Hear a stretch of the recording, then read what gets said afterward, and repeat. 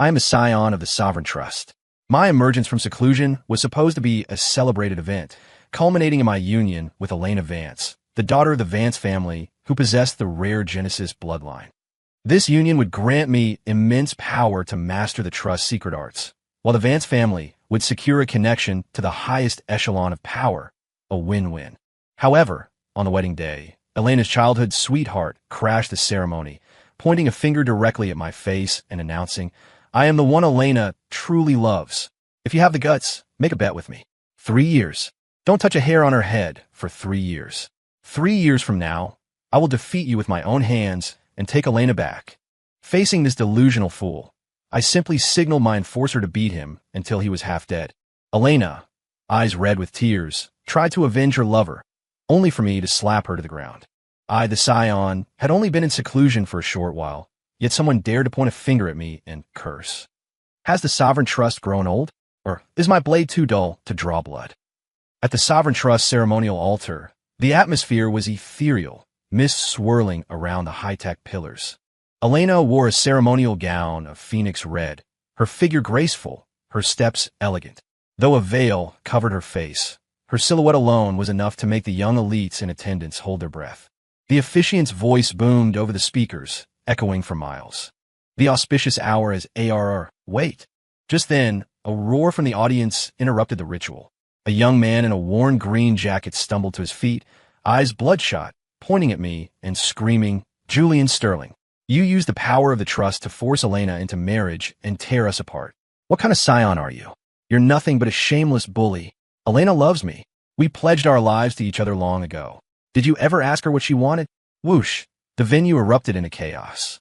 The guests, titans of industry and ancient families, looked on with shock and amusement, whispers spreading like wildfire. Elena suddenly tore off her veil, revealing a face of breathtaking beauty. Seeing Caleb Ford, tears instantly streamed down her face. "Caleb, you shouldn't have come." Seeing Elena weep for him seemed to give Caleb a massive boost of courage. He straightened his spine, his finger pointing at me, trembling with exertion. "Julian Sterling, do you dare accept my 3-year pact? For 3 years, you will not touch Elena. 3 years from now, I will march up to the Trust, defeat you in fair combat, and take her back. If you're a man, agree to it." Watching this scene play out before me like a cheap soap opera, I used my psychic energy to stimulate my neural cortex, just to make sure I wasn't trapped in an illusion. Confirmed this was reality, I felt a genuine sense of bewilderment. A low-level nobody at the wedding of the Sovereign Trust Scion, in front of the world's most powerful figures, pointing at the Scion's nose to steal the bride. A 3-year pact? And my nominal fiancée, in full view of the public, tore off her veil and wept for another man. No, seriously, where did they get the audacity? Does the Sovereign Trust mean nothing? I had only been away for a short time, and now people dared to insult me to my face. Watching the two of them gaze deeply at each other, as if I were the villain breaking up true love, my gaze turned cold. I spoke to the shadows beside me. "Luther, leave him breathing, but make sure he remembers where he is and who he is talking to." "As you command, Sam." From the shadows, an old man in a gray suit emerged silently. Luther, the Trust's enforcer. He didn't even look at Caleb directly. He simply flicked his sleeve. Bang! An invisible, crushing force slammed down. Caleb's protective aura shattered like glass. He screamed, blood spraying from his mouth, and flew backward like a kite with a cut string, the sound of fracturing bones sickeningly audible. He smashed into the ground far away, barely clinging to life, reduced to pained groans. The venue fell deathly silent. "Caleb!" Elena let out a piercing scream, whipping her head around to look at me, her beautiful eyes filled with rage and disbelief. "Julian, what are you doing?" "Caleb and I grew up together. He was just emotional. Just because of a few words, you beat him to the brink of death? Do you have no humanity? Quick, let the Trust medics save him. Or else I will never forgive you in this lifetime." "You forgive me?" I couldn't help but laugh, though my voice was cold as ice. "Elena Vance, who do you think you are? I am a scion of the Sovereign Trust. Do I need your forgiveness?" Smack! A crisp, loud slap sent her crashing to the floor. Her cheek swelled instantly, and the blow silenced all her questions. She clutched her face, looking at me in shock, as if she never imagined I would strike her. I couldn't be bothered with her. I turned to the Vance family patriarch, who was paralyzed with fear in the audience. Mr. Vance, is this the well-bred daughter your family raised? On her wedding day, for the sake of some irrelevant stray dog, she publicly defies her husband and disrespects the authority of the trust. The patriarch trembled, scrambling to the floor and bowing repeatedly. Scion, please quell your anger. Please. It is my daughter's ignorance, my family's failure in discipline. We beg for the Scion's mercy, for the trust's mercy. I looked at him coldly, then swept my gaze over the shivering Elena on the floor and the half-dead Caleb in the distance. The wedding will not continue, I announced flatly, my tone brooking no argument. The position of legal wife is no longer an option for the Vance family. Effective immediately, Elena Vance enters the sovereign estate as a concubine. The word struck the Vance family like a death sentence. This single sentence sealed the fate of Elena and her entire clan. Originally, one person's success would have elevated the whole family. Now, having lost favor before even entering the trust, the Vance family was doomed. After the immense fear and loss came a resentment that had nowhere to go. They dared not hate me, nor did they dare openly hate Elena, who was now the Scion's property. So, all their bone-deep hatred was transferred to the half-dead Caleb Ford. As for what torture Caleb would face from them, I was too lazy to ask. Wedding night. Red candles burn high. Elena, forcibly bathed and changed by the trust attendants, sat on the wedding bed, staring blankly. Her festive red attire contrasted with her skin, white as snow, and her exquisite beauty. The swelling on her cheek hadn't fully subsided, adding a pitiful quality to her appearance. When I pushed the door open, she flinched like a frightened rabbit, then forced a look of cold resistance. Though her voice held a tremor, she couldn't hide. Julian, don't you dare touch me. My heart belongs only to Caleb. I have no feelings for you.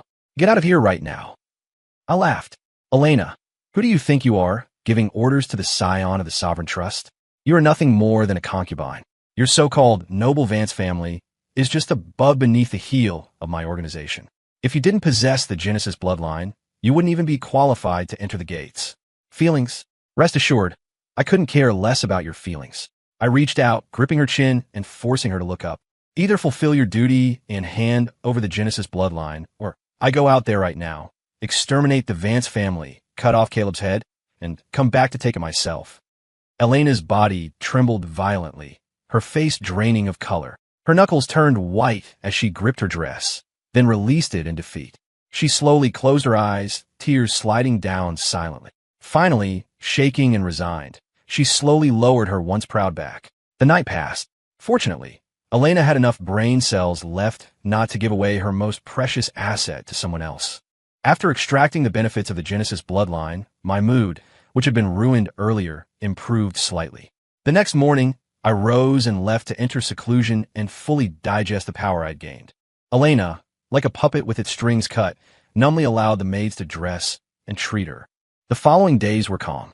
At first, Elena washed her face with tears daily and refused to leave her room. But after half a month, she gradually returned to normal. Though still silent, she began walking around the estate, occasionally visiting the archives to read. Almost everyone thought she had accepted reality. I alone felt the change was too fast, too unnatural. Sure enough, half a month later, in the quiet chamber of the Scion's hall, the air shimmered, and Luther appeared silently, handing over a data chip. Scion, this is a message Caleb Ford attempted to send to Elena today using a highly encrypted frequency. I intercepted it. I took the chip and scanned it with my neural link. It was full of sappy vows and tough talk like wait for me. Elena, found a miracle. I will save you from that hell, and Julian will die a horrible death. I listened expressionlessly, feeling no anger, only a growing interest in Caleb. As far as I knew, after being crushed by Luther and the Vance family, his energy core was shattered and his bones pulverized. He should have been an invalid, barely clinging to life. Yet how much time had passed? Not only did he survive, but he had the strength to use such an energy-consuming transmission method. This recovery speed, this cockroach-like resilience was not something a common freelancer possessed. I was reminded of the Chosen One archetype from the novels. Those stories always loved protagonists with massive luck, who survive cliff falls to find treasure. Could Caleb be such a character? Interesting. I re-encrypted the message exactly as it was and handed it back to Luther. Send it through. Let her receive it. Also, Luther, take a trip yourself. Keep a close watch on this Caleb. I want to report on everything. Who he meets, where he goes, what opportunities he finds. Detail. Luther bowed slightly. Yes, Scion. Thousands of miles away, in the Badlands. Caleb hacked through the dense, mutated vegetation, moving with difficulty toward his secret coordinate. His clothes were rags, his face haggard, but his eyes shone with hope. Master, are you sure the obsidian lotus is in this zone? Correct. A raspy, ancient voice echoed in Caleb's mind. Don't underestimate this Blackwater site. It may seem like a low-level ruin, but inside lies the seed of the obsidian lotus, a body-tempering holy grail that even science would go crazy for. A seed. Caleb was disappointed. But Master, didn't you say I needed a full-grown lotus to rebuild my foundation and rival the Trust's heirs? Fool, the voice scolded. It was a seed when I died 500 years ago. Now, it must have bloomed and borne fruit. I apologize for my stupidity. Hearing the scolding, Caleb quickly apologized. He looked down, hiding the resentment in his eyes. Recalling the wedding, Caleb ground his teeth. According to his plan, he was supposed to shock the crowd with his speech, and while Julian was confused by his arrogance, he would let his master leak a sliver of aura to fake being a powerful expert's disciple. Who knew Julian wouldn't talk at all and would just attack instantly? It was so fast he couldn't even wake his master. Now he had to rely on the master to fix his body, and the old ghost's attitude had soured. That's how the world works. If you succeed, you're brave and wise. If you fail, you're reckless and stupid. Clearly, the master now saw him as reckless. Just wait, Julian. Once I rebuild my foundation and stand on equal ground, I'll make you kneel and beg. However, when he finally exhausted all his strength to reach the hidden valley guided by the voice in his head, the scene before him struck him like lightning, freezing him in place. At the valley entrance, there was no secret portal. Instead, there were dozens of elite commandos in Sovereign Trust tactical gear. They were disciplined and had already locked down the valley. An elder in a Trust executive uniform, with an aura deep as the ocean, stood with his hands behind his back. Around the perimeter, independent scavengers gathered, afraid to approach. This site has been requisitioned by the Sovereign Trust for training. Unauthorized personnel disperse immediately. The Trust acknowledges your hardship and grants compensation credits and meds. Collect them from the logistics officer outside. Move. The executive's voice rolled like thunder, carrying undeniable authority. Instead of being angry, the scavengers looked delighted, shouting, "Thank you, Elder! Long live the Trust!" For these resource-starved freelancers, a handout from the Trust was far better than risking death in a ruin. Caleb watched, stunned, feeling blood rush to his head. He had suffered so much to find this one hope, and the Sovereign Trust just took it. "No, you can't do this!" Caleb rushed forward like a madman, screaming. "This is unowned land. Opportunities belong to those who find them. What right does the Trust have to seize it? Give it back." A Trust disciple recognized him and sneered, kicking him to the ground. "Get lost. The Scion has orders. Especially you, Caleb, are not allowed within a step. Make more noise, and I'll break your third leg." Caleb spat blood, looking at the indifferent crowd, the majestic executive, and the sealed valley. Despair drowned him. He tried to rally the crowd. "Fellow Taoists, the Trust is tyrannical, cutting off our path to power. Today it's me, tomorrow it's you." But no one knew about the Lotus, so no one cared to fight the Trust for a small site. Before he finished, scavengers eager to curry favor beat him down. Every major site is held by big factions. The Trust is generous to give compensation. Bah, who are you to sow discord? Caleb fled, battered and humiliated, hiding in the distant woods, watching the guarded valley. His eyes bled with hatred. "Master, Master, what now?" he cried internally. "The Lotus." The ancient voice sounded grave. "Strange. This place is extremely hidden. How did the Trust know?" And they came straight for it. "Kid, calm down. The Lotus is hidden deep with natural stealth arrays. They might not find it. We might still have a chance." As if to slap him in the face, the next moment, a massive energy fluctuation erupted from the valley. The executive hovered in the air, using massive tech-amplified telekinesis to forcibly tear apart and sift through the entire ruin. It was a brute-force scorched earth search. Within the time it takes to burn a stick of incense, under Caleb's despairing gaze, a pitch-black lotus radiating pure energy was extracted intact and placed into a cryobox. "Escort this to the estate immediately at top speed. Present it to the Scion," the executive ordered. "No." In the woods, Caleb let out a gut-wrenching wail. His vision went black, and he fainted from sheer rage. Back at the Sovereign estate, I toyed with the glowing plan in the box, smiling. Luther, is this Caleb my lucky charm? Luther appeared. The Scion's fortune is unmatched. Such vermin are merely stepping stones for your ascent. Even stepping stones should be used fully. I put away the lotus. Keep watching him. Next time he finds a big opportunity, let me know in advance. Yes. From then on, Caleb effectively became my personal treasure-seeking rat. Relying on his ghost mentor or his weird luck, he kept finding hidden bunkers or ancient artifacts. And every time, just as he arrived, he found a sovereign trust waiting. My line became his nightmare. This item is destined for me. Rare serums, ancient weapon codes, magical fruits, all seized. And Caleb gained nothing but more injuries and a broken spirit. In the past, though, I was the Scion. Others in the trust eyed my position. But since acquiring Caleb as my delivery boy for treasures and using Elena's bloodline to solidify my base, my power skyrocketed. All dissenting voices vanished. Elena seemed to sense I was targeting Caleb. She stopped being icy and tried to humble herself to please me, hoping I'd go easy on him. I accepted her service, but showed no mercy to Caleb. After all, Luther was the one hitting him. What did I, a meditating Scion, have to do with it? Of course, I wasn't a devil. I occasionally let Luther intercept Caleb's messages to Elena, editing them to remove the whining and cursing, leaving only fake hope like, I'm safe, training hard, and will return. Watching her smile at those lies was amusing. See? White lies maintain world peace. One day, I left seclusion. Hearing Caleb was in a nearby city, I took Elena for a trip. Arriving at the city's relic market, we saw a ragged Caleb huddled with scavengers, debating heatedly. The Scion's arrival was a spectacle.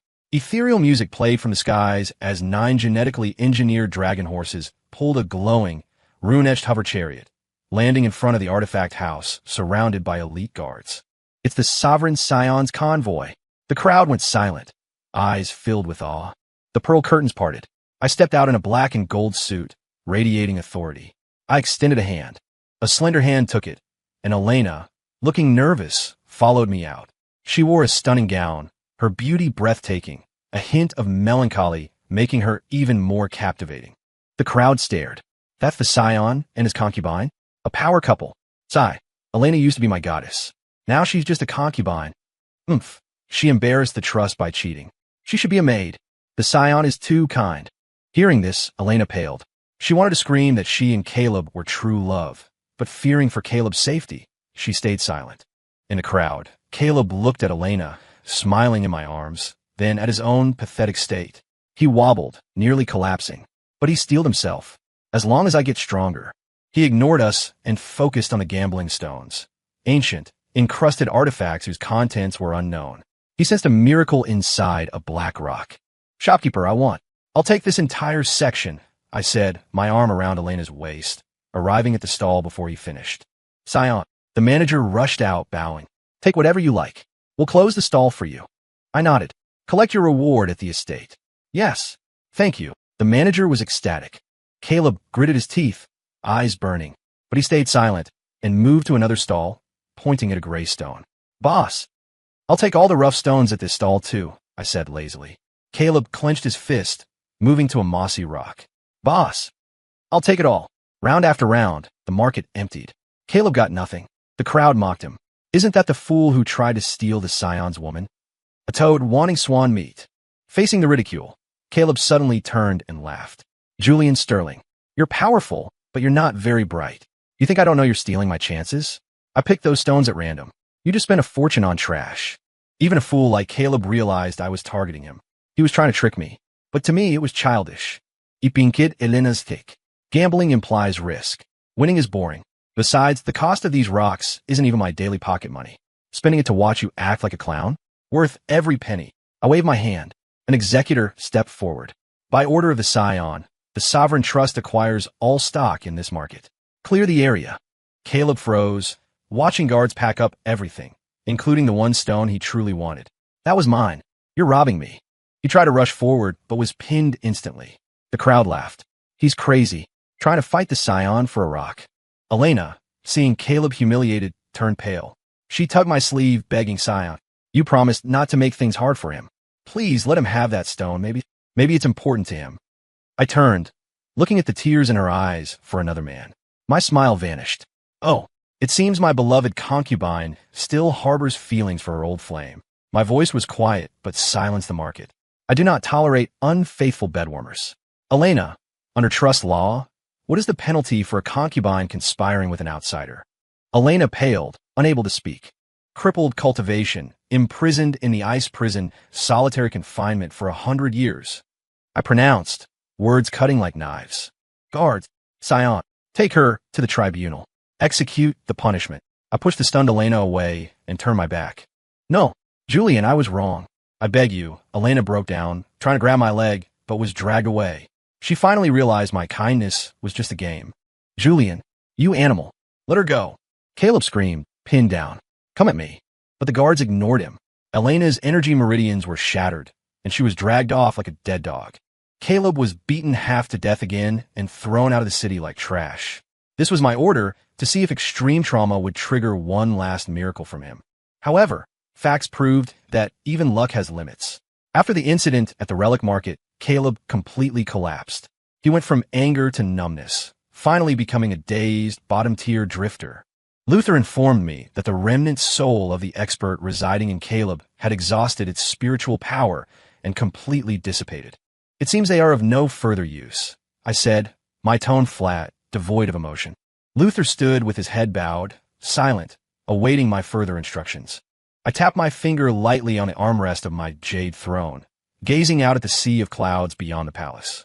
After years of exploitation, the opportunities Caleb found were becoming fewer and fewer, and the boost from Elena's Genesis bloodline had diminished significantly.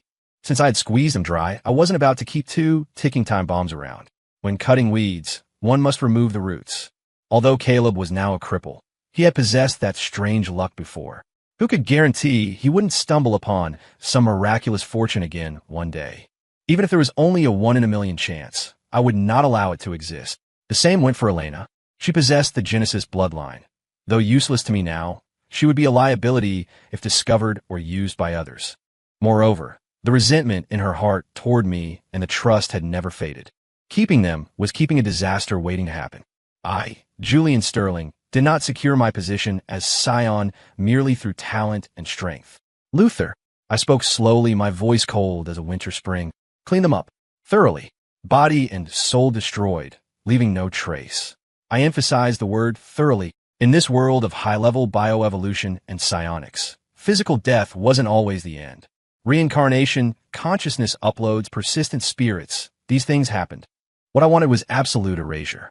Your servant understands. A flicker of understanding passed through Luther's eyes. He had followed me for years and knew my style well.